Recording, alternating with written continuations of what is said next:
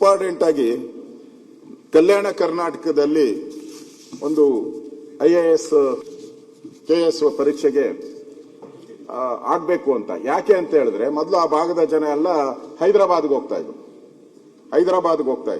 ಅದನ್ನ ತಪ್ಪಿಸ್ಬೇಕು ಅಂತ ಹೇಳಿ ಅಲ್ಲೊಂದು ಸಂಸ್ಥೆಯನ್ನ ಮಾಡಿ ಅಲ್ಲಿ ವಿದ್ಯಾರ್ಥಿಗಳಿಗೆ ಸುಮಾರು 100 IAS, 400 ಜನ KS, 500 ಜನ ಕೊಡಬೇಕು ಅಂತ ಸರ್ಕಾರ ತೀರ್ಮಾನ ಮಾಡಿ ಅಲ್ಲಿ ಆರ್ಡರ್ ಮಾಡಿದ್ರು, ಕರೆದ್ರು.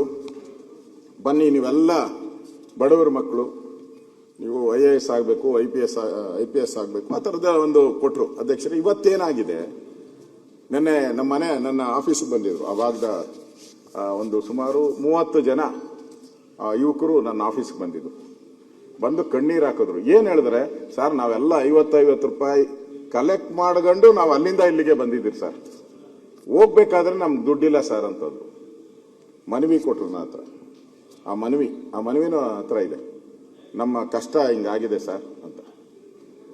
ಹೋಗ್ಬೇಕಾದ್ರೆ ನಾನೇ ಹೇಳಿದೆ ನಮ್ಮ ಆಫೀಸ್ಗೆ, ಅವ್ರಿಗೊಂದು 1,000 ರೂಪಾಯಿ ಕೊಡ್ರಪ್ಪ, ಹೋಗ್ಬೇಕಾದ್ರೆ ಟ್ರೈನ್ ಚಾರ್ಜ್ ಇಟ್ಕೊಂಡು ಹೋಗ್ಲಿ ಅಂತ ಕೊಟ್ಟಿದ್ರು. ಕರ್ನಾಟಕ ಪರೀಕ್ಷಾ ಪ್ರಾಧಿಕಾರ ಇವರು ಹೇಳ್ತಾರೆ, ಶಿಷ್ಯ ವೇತನ ಬಯೋಮೆಟ್ರಿಕ್ ಶಿಕ್ಷಾ ವೇತನವನ್ನು ಪ್ರತಿ ಮಾಹೆಯ ತರಬೇತಿ ಕೇಂದ್ರ ಸಂಸ್ಥೆಯವರು ಸಲ್ಲಿಸಿರುವ ಹಾಜರಾತಿ ಅನ್ವಯ ಪಾವತಿಸಲಾಗುವುದು.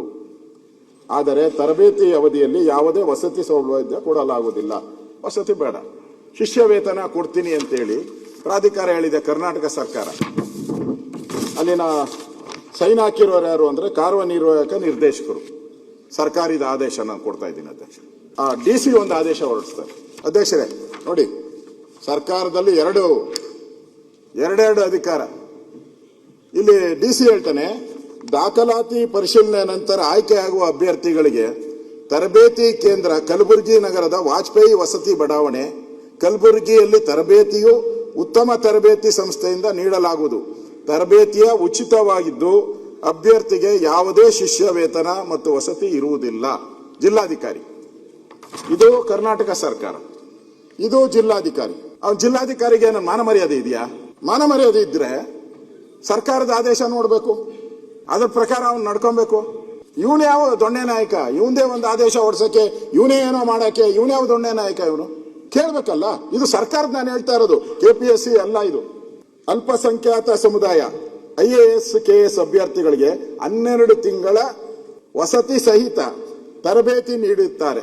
ಹಾಗೂ ಇದೇ ಸಮುದಾಯ SSC ಮತ್ತು RRB ಅಭ್ಯರ್ಥಿಗಳಿಗೂ 3 ತಿಂಗಳ ಕೋಚಿಂಗ್ ಜೊತೆಗೆ ಪ್ರತಿ ಮಾಹೆಯನ 6,000 ನಿರ್ಧರಿಸುತ್ತಾರೆ. ಅಭ್ಯರ್ಥಿಗಳಿಗೆ 7 ತಿಂಗಳ ಅವಧಿಗೆ ಕೋಚಿಂಗ್ ಸಹಿತ ಬೆಂಗಳೂರು ಸಂಸ್ಥೆಗೆ 10,000 ರೂಪಾಯಿ, ಜಿಲ್ಲಾ ಸಂಸ್ಥೆಗಳಿಗೆ 8,000 ರೂಪಾಯಿ ಶಿಷ್ಯ ವೇತನ ಕೊಡಲು ನಿರ್ಧರಿಸುತ್ತಾರೆ. ಇದು ಅಲ್ಪಸಂಖ್ಯಾತ ಇಲಾಖೆದು. ಅವಾಗ ನಾನು ಹೇಳಿದ್ದು SC ST ಮಕ್ಕಳದು ವ್ಯತ್ಯಾಸ ನೋಡಿ ಅಧ್ಯಕ್ಷರೇ. SC ST ಮಕ್ಕಳಿಗೆ ಶಿಷ್ಯ ವೇತನ ಇಲ್ಲ, ಅಲ್ಪಸಂಖ್ಯಾತರಿಗೆ ಇದು ವೇತನ. ಇದು ಎಷ್ಟು ಸರಿ ಇದೆ? ಒಂದ್ ಕಡೆ KPSCಯಲ್ಲಿ ಈಗಾಗಲೇ ಸುರೇಶ್ ಕುಮಾರ್ ಸುನೀಲ್ ಹೇಳಿದ ರೀತಿ ಅದು ಅಕ್ರಮ ದೊಡ್ಡ ಭಂಡಾರನೇ ಆಗಿದೆ.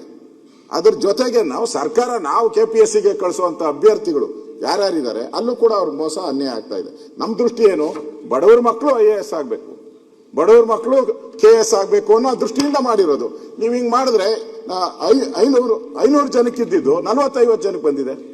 ಇದನ್ನು ಕೂಡ ಸರ್ಕಾರ ಗಮನದಲ್ಲಿಟ್ಕೊಂಡು ಇವೆರಡನ್ನೂ ಕೂಡ ಸರಿ ಮಾಡಬೇಕು ಅನ್ನೋ ಮಾತನ್ನ ಹೇಳ್ತಾ ಇದ್ದೀನಿ.